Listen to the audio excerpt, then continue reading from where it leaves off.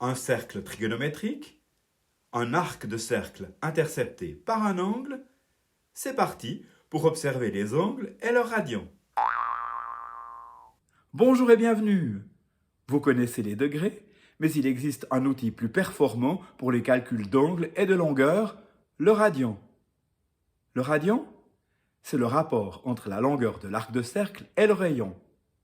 Voici tout de suite un exemple. Dans ce cas, le rayon est de 1 et l'arc de cercle mesure 1. Le radian est lui aussi de 1. Maintenant, l'arc est 2 fois plus long que le rayon. Vous me dites que le radian égale 2?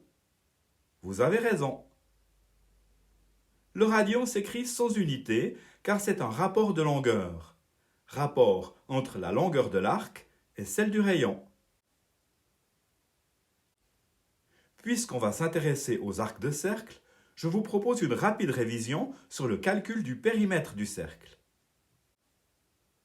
Pour mesurer le périmètre, faisons tourner le cercle comme une roue le long de cette droite. Sur la longueur parcourue, on peut disposer ainsi le même cercle un peu plus de 3 fois. Le diamètre égale 2 rayons. 2 rayons fois 3, c'est un peu trop court.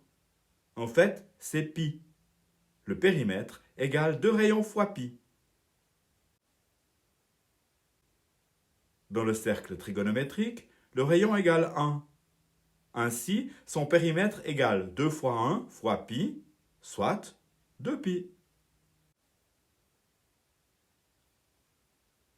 En ce qui concerne les angles, 360 degrés correspond à un radian de 2pi.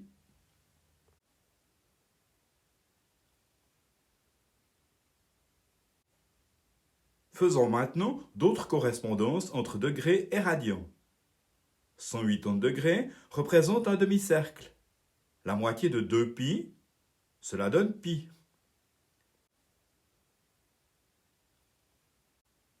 90 degrés correspond à la moitié de 180 degrés.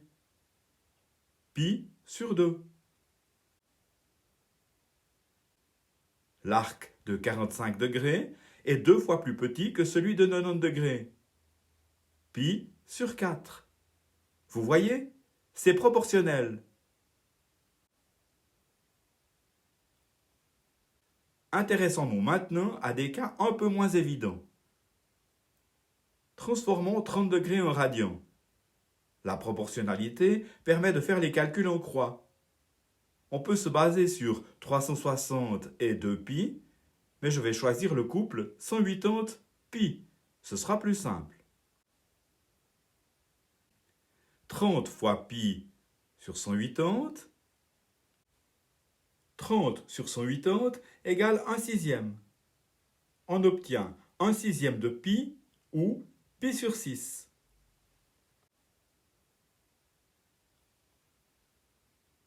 Qu'en est-il de 72 degrés? 72 fois pi sur 180.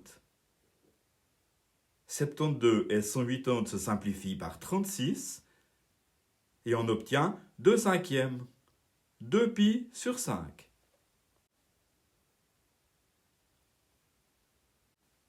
Transformons maintenant les radians en degrés.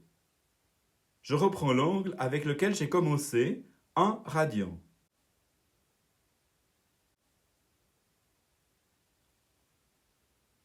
Le 1 est inutile, il reste 180 sur pi.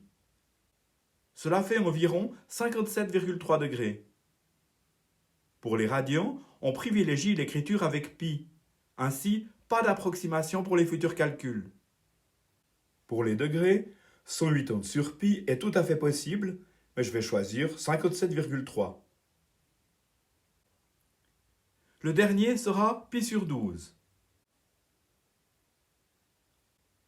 Pi sur 12 fois 180 sur pi. On peut simplifier 180 et 12.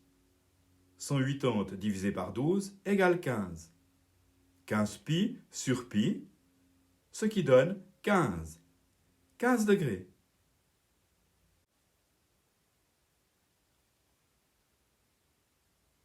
Bien sûr, le rayon des cercles n'est pas toujours égal à 1. Nous allons voir comment ça marche. Ici, l'angle mesure 36 degrés. Le radian de 36 degrés est de pi sur 5. Quelle est la longueur de l'arc? Erreur fatale! Voici le cercle de rayon 1. Disons 1 mètre. C'est cet arc rose qui correspond à pi sur 5, soit environ 0,63 mètres. Maintenant, si le rayon égale 2 mètres, l'arc est aussi doublé. 2 pi sur 5, soit environ 1,26 m. Pour généraliser, on peut calculer l'arc de cercle en multipliant le rayon par le radian. Comparez cette formule avec celle que je vous avais donnée en introduction. Je vous mets encore ici le lien avec ma vidéo sur le cercle trigonométrique lié au sinus et cosinus. Au revoir et bonne relaxation!